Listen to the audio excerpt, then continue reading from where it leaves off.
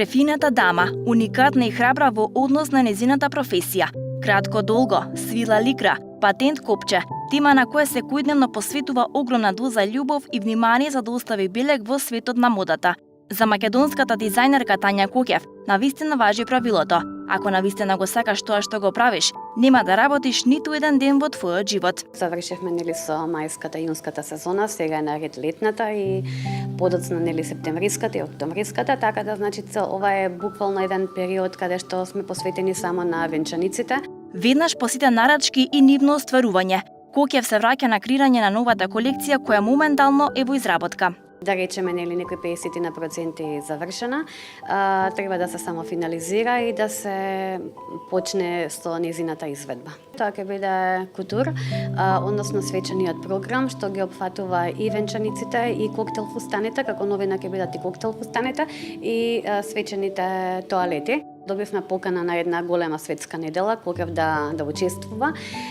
Се спремаме полека и за таму, иако имаме се уште време, таму ќе се представиме со секојдневната гардероба. Уште не смееме да откриеме каде, додека не биде све дефинирано, подпишано, договорено и така натаму. Така да ете како вашиот Бојан, така да еве и Кокев има прилика да ја представи својата колекција на некоја од модните светски недели.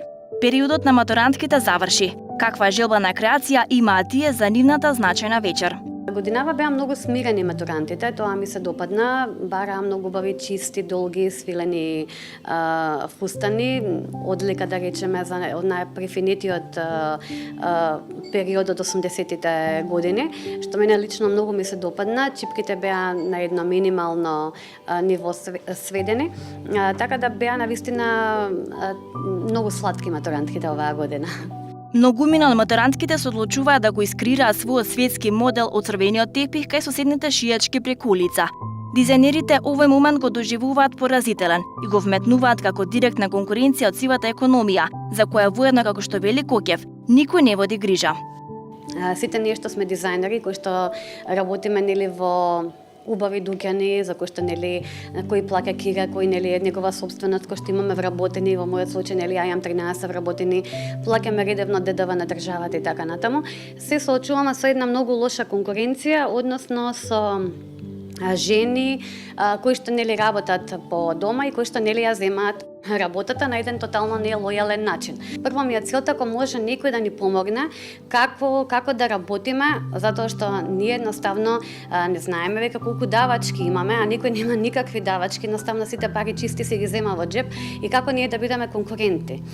Мене прво не ми е јасно како самите клиенти се одлучуваат на таков чекор. Затоа што кога ќе се нарача во ателје венчаница, нормално е се подразбира за цената која што ја добива. Кога ќе порача венчаница во некој таков подрум или не знам веќе каде, тогаш се добива пониска цена, нормално од тоа што е кај нас. Меѓутоа, зашто клиентите не сваќаат дека таму ја плаќаат поскапо венчаницата? Затоа што тие пари кои што ќе ги земе таа која што работи некаде во некакви чудни услови, сите пари се за нејза, така? И тука едноставно тоа е многу поскапо платена венчаница, за разлика од овдека каде што ние фирмите, дуќаните, ателјеата кои што работиме на најлегален начин како што може да се работи, плаќаме давачки за ДДВ, плаќаме плати, плаќаме кири, плаќаме буквално све живо и диво. Ким Кардашијан беше прогласена за најинфлуентна личност досега. Нешто што во модниот свет ги поместува рамките на сите очекувања, но и на работата на дизајнерите. Ким Кардашијан ми е на листата на најнеомразени личности, бидејќи никого не мразам, меѓутоа личности кои што не ги почитувам и никогаш нема да ги почитувам, затоа што пред се мразам се што е вештачко, мразам се што е неприродно, се што е со сила направено и така натаму, и таков еден карикатурален лик како Ким Кардашијан, мислам дека се нема појавено многу одамна, не знам кога пак ќе се појави. Фала на Господа, најверојатно бидејќи мојот стил е тој кој што е и доаѓаат клиенти кои што го имаат овој стила, го немаат стилот на Кардашијан. Најверојатно постои некое друго ателје кое што го почитува стилот на Кардашијан, па таму идат Кардашијанките. Што се случува на тема мода кај дамите во Македонија? Има многу девојки, многу жени во Македонија што знаат да се носат преубаво, меѓутоа модна икона е повторно една нова кованица, еден нов настанат имидж, инстаграмски или како сакате наречете го. Ајде сега од никад оваа ќе биде модна икона, па сега таа ќе биде модна икона.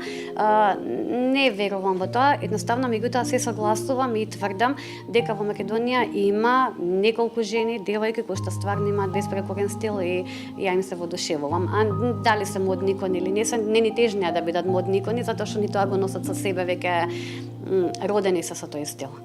Уметност која сака да биде љубена. Љубена на ниво на воскит и допир. Не да биде велична како модна икона, туку да биде пуштена да оживее во сечие човеково битие.